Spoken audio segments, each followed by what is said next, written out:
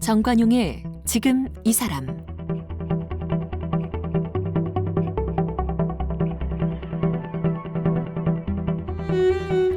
여러분 안녕하십니까? 정관용입니다. 중국의 동북공정, 그러니까 이제 중국 시각에서 봤을 때 동북 변방 지역, 우리의 이제 만주 지역 이런데 거기에 역사와 이 현재 상황에 대한 연구 사업을 통칭하는 게 동북공정입니다. 그런데 중국 국경 안에서 이루어진 모든 역사를 전부 중국 역사로 만들기 위한 그런 정치적 목적이 있는 연구 프로젝트죠. 중국이 동북공정 시작한 지도 벌써 20년입니다.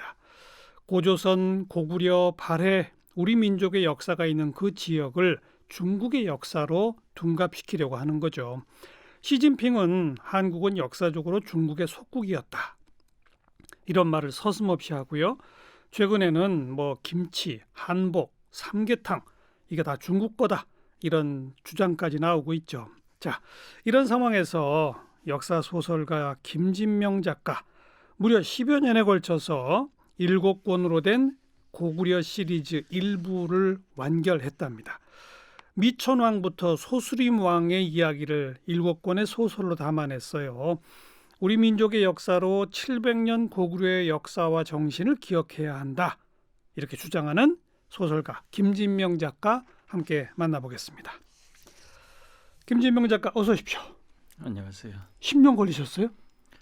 그렇습니다. 예.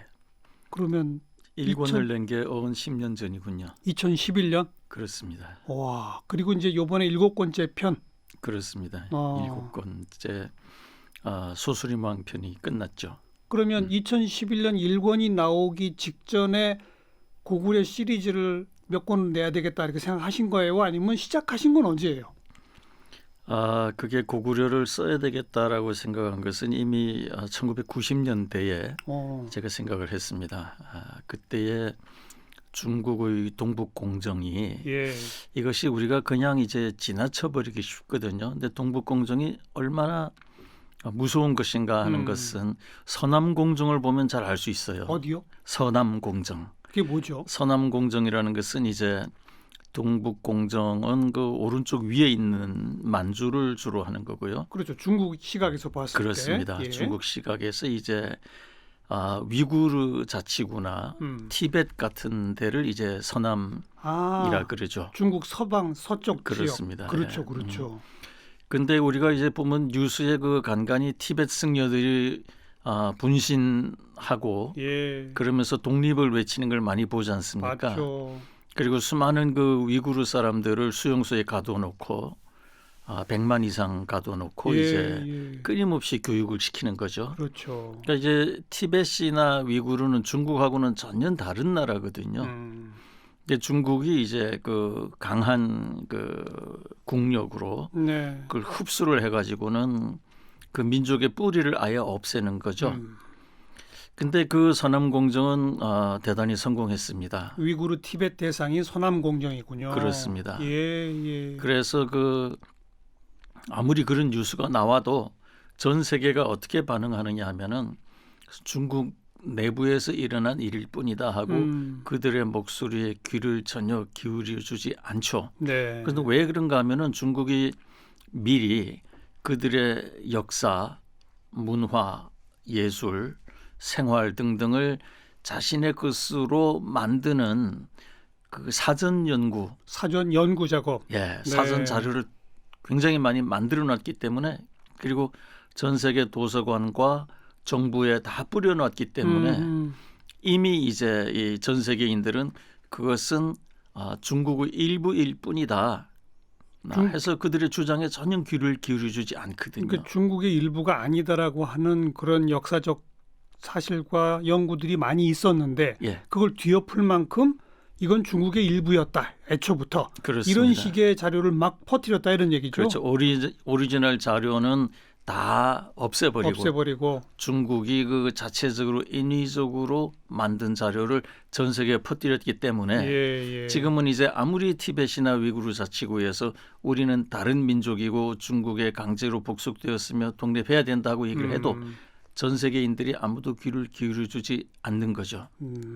거기서 이제 성공을 해서 그게 이제 서남공정의 성공이 동북공정으로 다시 이제 시작이 된 거죠. 그러니까 서남공정은 훨씬 오래됐군요. 오래됐고 이미 오래됐습니다. 일정 정도 성과가 있다 이렇게 판단하시는 거네요. 성과가 있는 게 아니라 대성공을 한 거죠. 그러니까 국제사회가 지금 뭐 신장 위구르 지역 언급을 좀 합니다만 인권 차원의 문제로 접근하지 이걸 무슨 역사적인 문제로 접근 잘 안 하잖아요. 안 하죠. 그렇죠. 엄연히 다른 독립국인데 지금 뭐 누구도 알겠습니다. 그런데 이제 그런 이 동북공정이 90년대에 그 전개되는 걸 보시면서 그 김진명 작가께서는 서남공정이 떠올랐다 이거죠. 그렇죠. 그러니까 자칫하면 동북공정도 이제 그렇게 된다. 지금 뭐 상당히 성공을 했죠. 상당히 성공을 했습니다. 그래서요. 그래서 고구려를 써야겠다. 그 생각이 거기서 나온 거예요? 그렇습니다. 그게 이제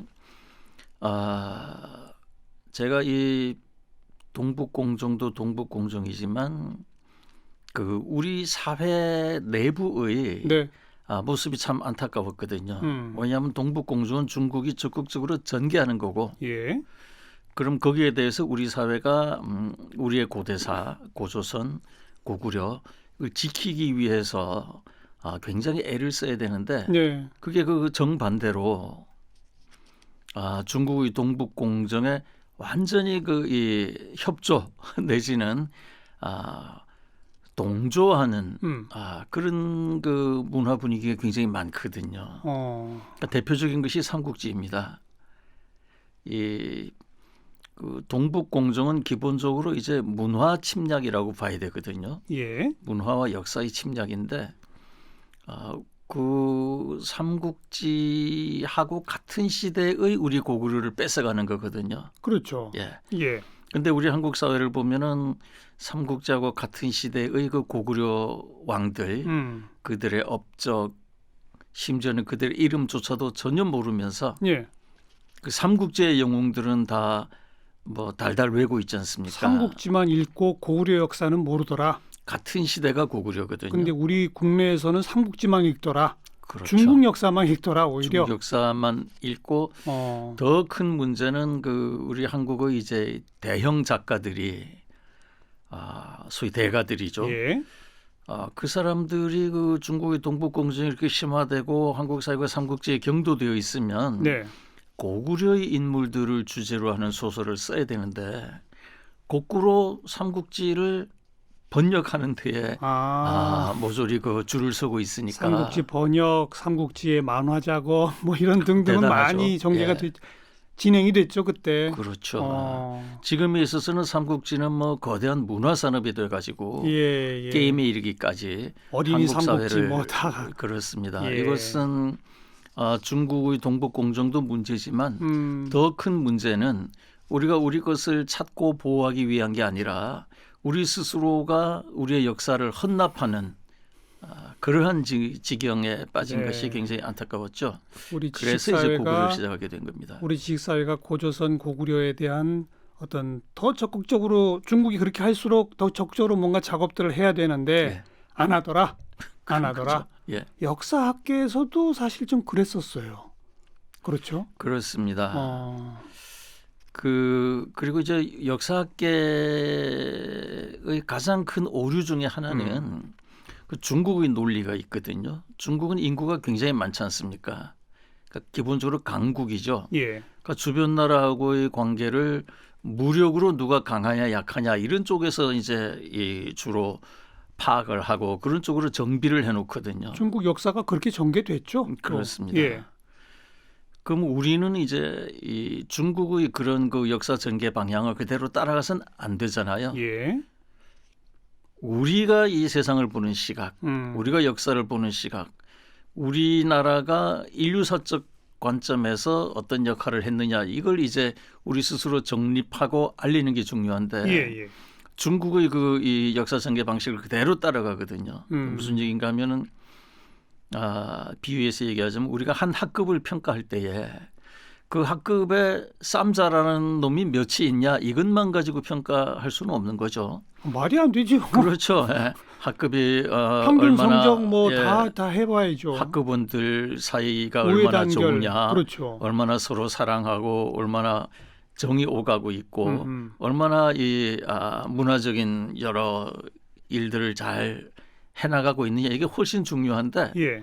이것을 오로지 그 싸움에 이겼느냐 졌느냐 이렇게만 판단하면 안 되는 거죠. 그러니까 우리 한국은 기본적으로 이 중국과 일본 같은 그 굉장히 강한 나라 사이에 있기 때문에 그 뭐 누가 뭘 침략하고 뭘 이기고 이런 쪽으로 역사를 소설하면 안 되죠. 네. 문화적으로 우리가 얼마나 훌륭한 일을 했고 인류사에 도움되는 걸 했느냐 이런 각도를 제시하는 게 매우 중요한데 역사학계가 그 열강의 논리를 그대로 따라가고 있다. 이것은 문제죠. 단지 전쟁의 역사가 아닌 문화적인 역사 이런 것까지도 우리 고구려 고조선 거슬러 가서 연구를 하고 해야 되는데 우리 역사학계는 또 거기도 못 가더라. 이런 여러 가지 상황 속에서 나라도 써야 되겠다. 이런 또 일종의 사명감 같은 걸 90년대에 가지신 거군요. 그게 대단히 컸죠. 특별히 어떤 계기가 있었어요? 그게 이제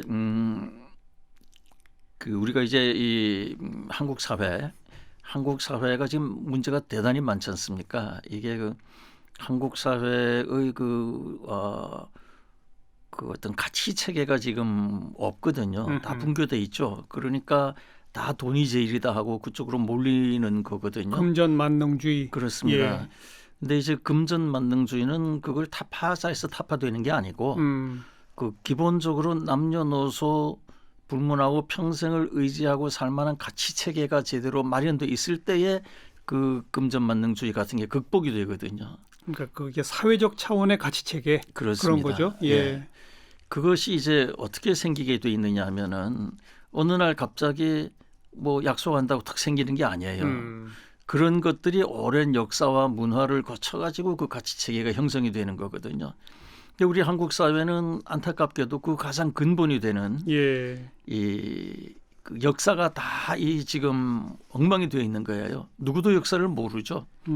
5,000년 역사 그러지만 그 신라 고구려 백제 이전의 3,000년은 다 단군 할아버지한테 맡겨놓고 있지 않습니까? 또 일각에서는 그건 역사라기보다는 신화다 이런 주장까지 또 있기도 하고. 그렇죠. 예, 뭐 작은 뭐 어떤 형태로든 뭐 아주 엉망이 되어 있죠. 이런 그렇군요. 사회는 올바른 그 문화, 올바른 가치 체계를 쓸 수가 없죠. 알겠습니다. 아주 그러니까 오래전부터 작심을 하고 시작하셔서 이제 제 1권이 나온 게 2011년입니다만 그 사이에 보면 사실 몽유도원 뭐 이런 책도 고구려 역사를 다룬 책 아니었었습니까? 과거에 발표하신 것 가운데. 그렇죠. 그 광개토왕 비문을 전문적으로 쓴 책이죠. 그러니까요. 뭐 꾸준히 작업은 해오셨군요. 그렇습니다. 그런데 원래 김진명 작가는 그 데뷔작 무궁화꽃이 피었습니다. 3권짜리인데 그냥 순식간에 써내려갔다는 걸로 유명하잖아요. 그렇긴 하죠. 그런데 이번에 고구려는 왜 이렇게 오래 걸렸어요? 1권 나오고 7권 나오기까지 10년입니다. 그렇습니다. 저도 참 제가 제일 갑갑했죠. 사실은 일필휘주를 휘둘러 가지고 빨리 끝내고 싶은데 제가 이 고구려를 시작할 때에 이제 저 스스로에게 한 그 다짐이 있습니다. 어떤 거예요? 그게 이제 우리 한국을 대표하는 이 소설이 없기 때문에 뭐 걸작들이 많이 있습니다만 중국의 삼국지가 지배하는 이 현실에서 삼국지하고 대적할 만한 소설은 사실 있기가 힘들거든요. 그렇죠. 우리나라의 고대를 다룬 소설은 사실 그렇게 기억나는 게 별로 없네요. 그렇습니다. 근현대사를 다룬 소설은 대하소설들이 많은데 많죠. 걸작들이 많죠. 그러나 그 삼국지가 지배하는 그 우리 과거사 그것에 대해서 이 필적할 만한 소설을 써야 되겠다. 심지어는 삼국지보다 더 재미나게 써야 되겠다 하는 게 이제 저희 다짐이었거든요. 그러다 보니까 이 삼국지라는 게 이제 첫 보면은 되게 재미나는 소설이거든요. 맞습니다. 그래서 이제 삼국지보다 재미나게 쓴다는 게 뭐 얼마나 어려운지 요즘 그 뼈저리게 느끼고 있습니다만 부담감이 크셨군요. 예, 아무리 그 책이 늦게 나오더라도 예. 반드시 이 삼국지를 압도하는 소설을 써야 되겠다. 예, 그래서 예.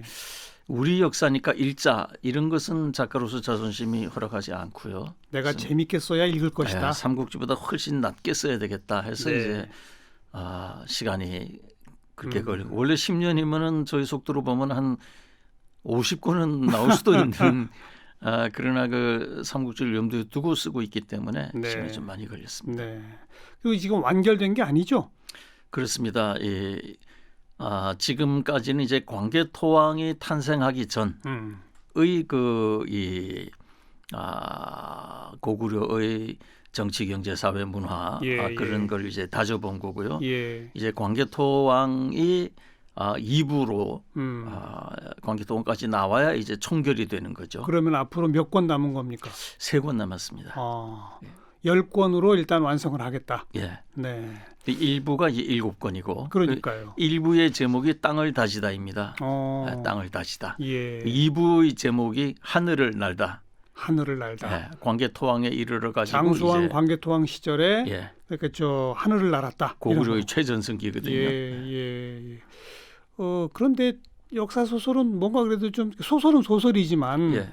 픽션이긴 하지만 자료가 또 많이 있어야 되잖아요. 그렇습니다. 이 좀 자료가 많이 있던가요? 고구려는 이게 참 우리 역사의 미스터리이자 세계사의 미스터리인데요. 고구려가 그 700년 이상 지속된 나라임에도 불구하고 네. 남아있는 고구려 자체의 기록이 하나도 없어요. 그 돌멩이가 2개 있죠. 하나가 이제 압록강 건너편에 있는 광개토 대왕비. 그렇죠. 또 하나가 이제 충주에 있는 그 또 조그만 비가 하나 있습니다. 예. 그 2비밖에는 없어요. 그러니까 이건 세계 역사상 어째서 이런 일이 생겼느냐 이거는 문화 인류학자들이 한번 깊이 연구를 해봐야 될 그런 일입니다. 우리도 사실 고등학교 때는 고구려의 역사책으로 이문진의 신집이라든지 유기백곤이라든지 이런 게 있다 하고 다 배웠거든요. 예. 그러나 이제 현실에서는 그 이름만 전할 뿐 어디에도 그 책이 없어요. 그러니까 왜 고구려의 그 수많은 기록들이 다 없어졌느냐? 이것은 우리가 깊이 한번 생각해보고 조사해봐야 될 일입니다. 왜 없어졌는지는 아직 밝혀진 바 없고. 밝혀진 바는 없죠. 삼국사기 짐작은 갑니다. 어떤 짐작이요? 짐작은 가는데 네. 말을 하기는 싫습니다. 안타까운 일입니다. 그래요? 삼국사기에 좀 있지 않나요? 그 삼국사기는 고구려 자체의 기록이 아니죠. 물론이죠. 예. 뭐 단편적으로 있긴 합니다만 태부족이죠. 그래서 이게 얼마나 안타까운가 하면은 얼마 전에 이제 그 미국 의회에서 앞으로 동북아시아의 정치 외교를 위해서 그 과거 역사를 좀 알아야 되겠다. 그래서 이 고구려가 한국의 나라이냐, 중국의 나라이냐 이것을 판정을 해야 되겠다 해가지고 양국에 그 자료를 요청을 했어요. 미국 의회가? 미국 의회가요. 예, 그랬더니요. 한국 정부에서 보낸 자료의 양이 두께로 치면은 뭐 두툼한 책 한 권 정도 그 정도를 보냈어요. 중국에서는 이 땅바닥에서 천장까지 되는 그런 자료의 양을 보냈거든요. 그러니까 이미 우리가 고구려를 상당 부분 잃은 거죠. 현실은 참 참담합니다. 중국은 그럼 그 많은 그 자료를 어떻게 만들었대요? 뭘 가지고 근거를 해서? 중국은 그 원래 기록 문화가 굉장히 그 발달된 나라죠. 우리도 그 못지않은 기록이 있었지만 그 다 없어진 거죠. 참 아이러니죠. 그러니까 우리에겐 자료가 없지만 중국은 갖고 있는 자료들이 좀 있더라. 굉장히 많죠. 그러면 김지명 작가께서는 중국 쪽 자료를 추적하기 시작하신 거예요? 그렇습니다. 근데 중국의 자료라는 거는 이 교수들이나 역사학자들은 뭐가 쓰여 있기만 하면 또 자신이 그걸 발견하면 그냥 그 다른 건 쳐다도 안 보고 그것만 주장하거든요. 사료에 근거해서 하는 거니까. 그렇습니다. 그러나 그 사료는 근본적인 오류가 있죠. 왜냐하면은 우리나라를 수술하는데 예. 그건 우리 입장에서 우리가 써야 되는 거지. 예. 중국이 우리를 쓰는 것은 기본적으로 다 틀릴 수밖에 없거든요. 예. 우리가 이렇게 생각해 볼 수 있죠. 예. 현대에 있어서 우리가 아프리카 어느 나라를 쓴다 하는 거는 우리 입장에서 아프리카를 보고 쓰는 거지. 그 아프리카 어떤 나라 입장에서 쓰진 않거든요. 자체적으로 생산해낸 자국의 역사서 이게 1번이 돼야 되는데 예. 그게 좀 없더라. 그게 하나도 없죠. 대신 그러니까 중국 시각에서 쓴 것들만 있더라. 그렇습니다. 게다가 중국이라는 거는 기본적으로 자국 말고 나머지는 다 오랑캐고 나머지는 다 미개국으로 보지 않습니까? 예. 그러니까 그걸 믿으면 믿을수록 사료를 믿으면 믿을수록 더 왜곡을 하게 되는 아주 구조적 모순이 있는 거죠. 그럼 이 소설 쓰시면서 굉장히 힘드셨겠다. 굉장히 힘들죠. 그래서 그러면 모든 자료를 예. 비교해가지고 비교, 중국 예. 자료 뭐 이런 거 다 그렇습니다. 왜냐하면 중국 자료들도 다 틀리거든요. 서로 다르죠. 서로 다 다르죠. 예. 우리 한국 학자들도 다 달라요. 낭랑이 어디 있느냐, 평양이 어디 있느냐, 고조선이 어디 있느냐 가지고 100여의 학자가 있으면 100가지 학설이 있으니까요. 예. 참 비참한 일입니다만. 예. 그래서 그 모든 자료를 검토해 가지고 그 합리적 추론을 해야 되는 거죠. 네. 근데 또 고조선 시대를 아까도 제가 잠깐 언급했습니다만 그 역사냐 신화냐 뭐 논쟁이 있었잖아요. 예. 그런데 이건 분명한 역사다라고 주장하시는 분들이 요즘 많아지고 있고 예. 그 근거가 이제 기록은 아니지만 예. 여러 유물들이 발굴되고 있지 않습니까? 예. 고구려의 유물들은 그래도 여전히 좀 많이 있지 않아요? 그렇죠, 많이 있죠. 그죠? 예. 그 고구려 당시에 그 성곽 이런 것들도 여전히 좀 있는 데가 있고 그렇지 그렇죠. 않습니까? 예. 예. 중국이 지금 이제 굉장히 서둘러서 예. 고구려 성곽들을 다 중국 성으로 바꾸고 있거든요. 예.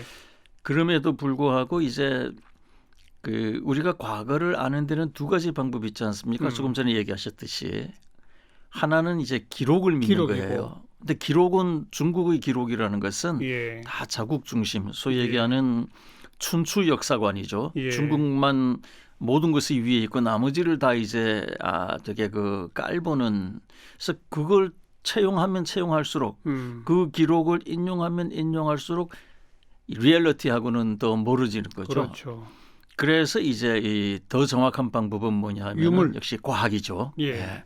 그러니까 역사의 과학이라는 거는 그게 이제 아르케올로지, 이 고고학이지 않습니까? 네. 예. 그 유물들을 보는 그렇죠. 거죠. 그러니까 고조선은 우리가 이제 잘 알려지지 않아서 그렇지 깜짝 놀랄 만한 유물이 굉장히 많아요. 그렇다면서요. 고조선이요. 예. 그 단군이 뭐 몇천 년 다스리고 이런 게 아니라 고조선 유적지에서 나온 마차, 그게 우산까지 달린 그렇죠. 굉장히 고급 마차. 예. 그 마차 밖의 직경이 2m가 넘는 예. 그리고 굉장히 호사스러운 장치가 많이 되어 있는 그런 마차도 발굴이 되고요. 그런 마차가 있었다는 얘기는 길이 그만큼 있었다는 얘기고 길이 굉장히 크고 넓고 그러니까 도로망 사회 간접 자본이 그 정도 수준이 됐다는 것은 그 문명의 어떤 수준을 보여주는 거지 않습니까? 그렇습니다. 예. 그렇게 엄청난데 이것이 중국이 역사 기록을 왜곡시켜 놓고 일본이 또 거기에 더해서 또 왜곡시켜 놓고 그래서 우리 한국인은 예. 그 자신의 그 역사를 전혀 모르는 아주 이 뿌리가 없는 아주 천한 지금 사람들이 되어 있는 거죠. 그저 일단 고구려 700년 역사를 개관해 주시면 고구려는 고조선을 이어받은 나라죠. 분명히 그렇습니다. 그렇죠? 예. 그러면 언제를 시작으로 봐야 됩니까? 고구려의 시작을? 고구려의 시작은 이제 고조선이 오래 그 지속되어 오다가 예. 그 한무제 유철이 그 아주 그 고조선을 그 아주 대거 공격을 하거든요. 예. 그래서 이제 고조선을 멸하고 그게 사군을 만들어 놓거든요. 예. 한사군. 낭랑의 한사군이라는 게 그거죠.